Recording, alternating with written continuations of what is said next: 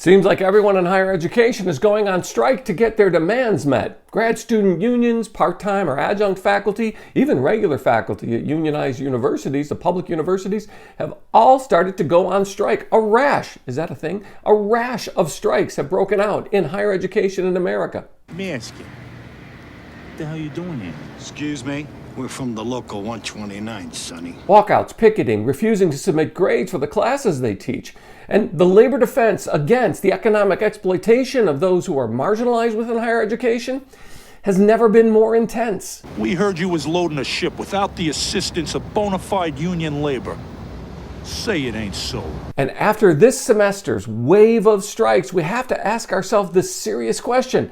What have they accomplished? What the hell is going on here? Let me explain something to you, Sonny boy. Nothing moves off these docks without it don't get loaded by the union. I don't see no union people around here. You? So let's take a look at a recent high-profile strike at a famous public university that's still going on, sort of, and see what we can learn. Learn about what they want, what they're asking for, what might change, and what hasn't changed yet. So tap the like button and let's get into it. Hi, I'm James Callahan, and this is The Do-Over Show, and I've spent my professional life working in higher education, full and part-time, and as a consultant. And in that time, I've learned something about not just labor movements and unions at schools, public and private, but also what they're asking for, how it's changed, and what they really want to accomplish. And a recent growth of grad student unions has given more focus to this question than the part-time adjunct efforts at unionization or the full-time union efforts. Nobody screws with the union.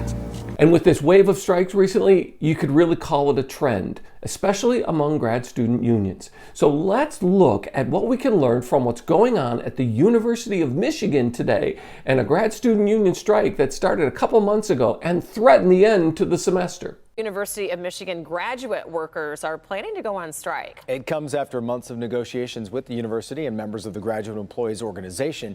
Nick Monticelli has more as workers prepare for the walkout. The strike begins at 10:24 a.m. specifically because the $24,000 is their current base salary. They're trying to get it up to $38,000, but there's a lot more they're working towards.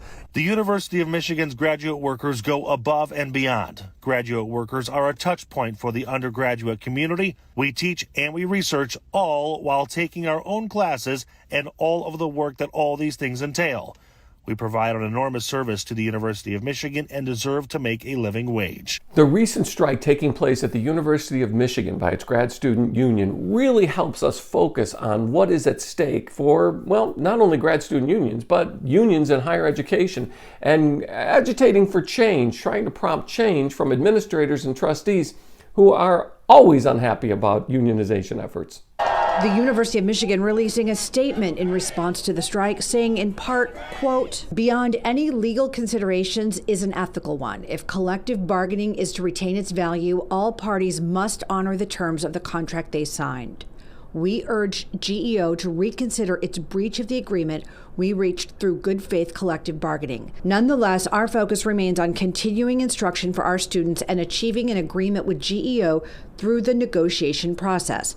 The next bargaining session is scheduled for Friday, and the university remains ready to meet at any time." In Ann Arbor, Camille Mary, Fox 2 News. The University of Michigan grad students were looking for a living wage, which they said would be about $58 an hour, or bring their pay up to $38,500 in their pocket each year they were working as grad student workers at the University of Michigan. They get $35 per hour now for the hours they actually spend in teaching and for each class, and they receive about $13,000 in tuition per semester for in-state students and twice that for out-of-state students in the grad schools. And this is where it gets tricky. They're debating two things. First of all, when is enough enough? And the second thing is, what are they actually getting paid for?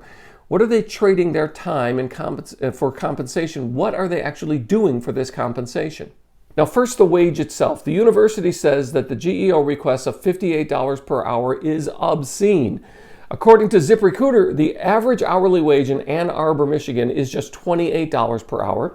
And the MIT Living Wage Calculator is even lower at $18.67 per hour in Ann Arbor.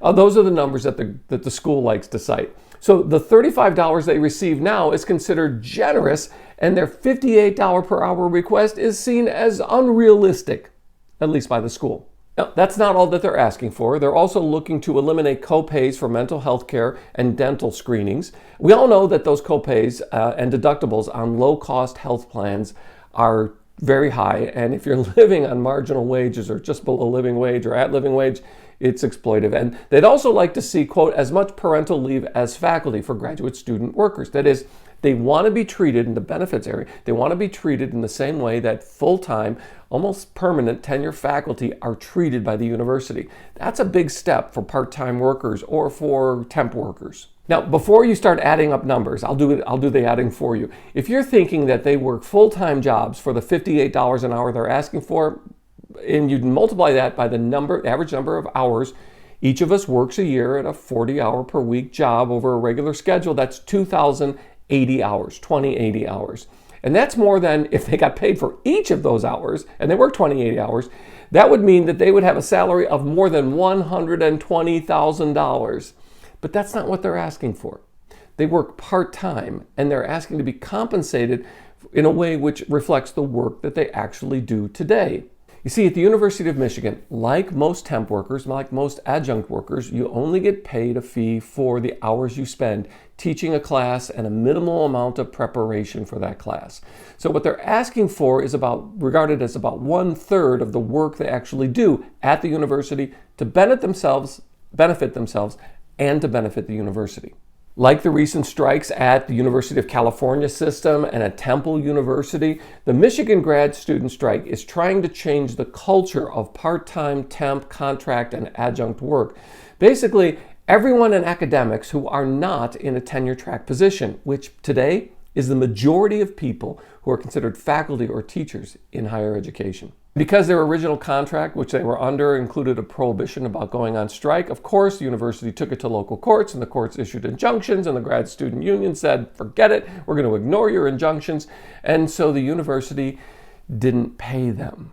Yeah, last month they just didn't give them any money because they didn't do any work. And then the university did something. They asked the regular full-time faculty to grade the papers and submit final grades so that students could actually finish the semester, graduate, apply to grad schools, get their transcripts, all of that.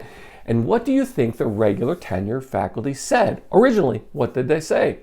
Academic freedom. It's a violation of academic freedom. So for us to step in and presume to know the grading system, what's expected, what's asked on a test, and a syllabus, so we can't do that. And so they originally refused to grade those papers. Academic freedom.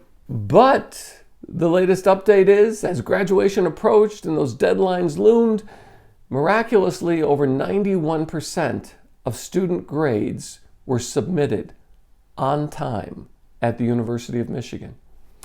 Now, who do you think stepped in and did the grading? Department chairs? Yeah. Faculty? Yes, they actually did the thing that they claimed, because of academic freedom, they couldn't do. And the semester is going to end, and the students are going to graduate, and their transcripts will go out to grad schools. What's interesting about the grad student union's appeal is that they're asking for a culture shift in higher education, at least at the University of Michigan, because they claim that they're only being paid for 1/3 of the work they actually do at the university, just for their teaching in the classroom and a little bit on the side for prep and grading. We are sick and tired of UM admin claiming that we are part-time workers. UM faculty are paid to teach, produce research, and do service for the university. Grad workers do all the same work but are only paid to teach, meaning we are only paid for 1/3 of our labor. So that's the grad student union's appeal. So let's take a deeper look into the numbers. If you factor in the tuition remittance of an in-state student, that's $26 per academic year, or $13 each semester, for Michigan residents, that's $52,000 for out-of-state. And you add any compensation for their health care, also paid for by the university, they're actually making much, much more, but it's not income in their pocket. But it's part of their compensation package.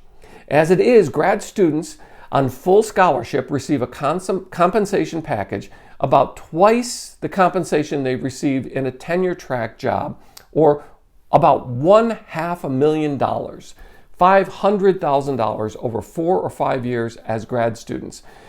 But the grad students don't see it that way because it doesn't go into their pockets. So what's next? Well, more and more strikes are breaking out in higher education. Higher education asking for better working conditions, more visibility on their longevity, their job security, as well as compensation. Those are their top concerns. Everything from temp or part-time workers like adjuncts or grad students to ending tenure. Those who can strike will strike. Those without unions will move to unionize. One story I have to share with you that is one night after teaching a class as an adjunct at a university that I've been at for more than 20 years, there was somebody waiting after the class to talk to me from a local union movement. And they wanted to begin a unionization movement at a private college at the time where I was teaching. So they were going after faculty that had been there for a while and they thought might be influential. Why they talked to me, I have no idea.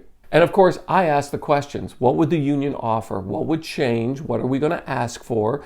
What's the process? How much opposition have they heard the administration and trustees will put up to this? Because we know at unionization efforts at private schools, the trustees just lawyer up and they usually spend so much money opposing the union that it's impossible for a local union organization to ever put up enough to fight against the lawyers that the trustees will put in opposition.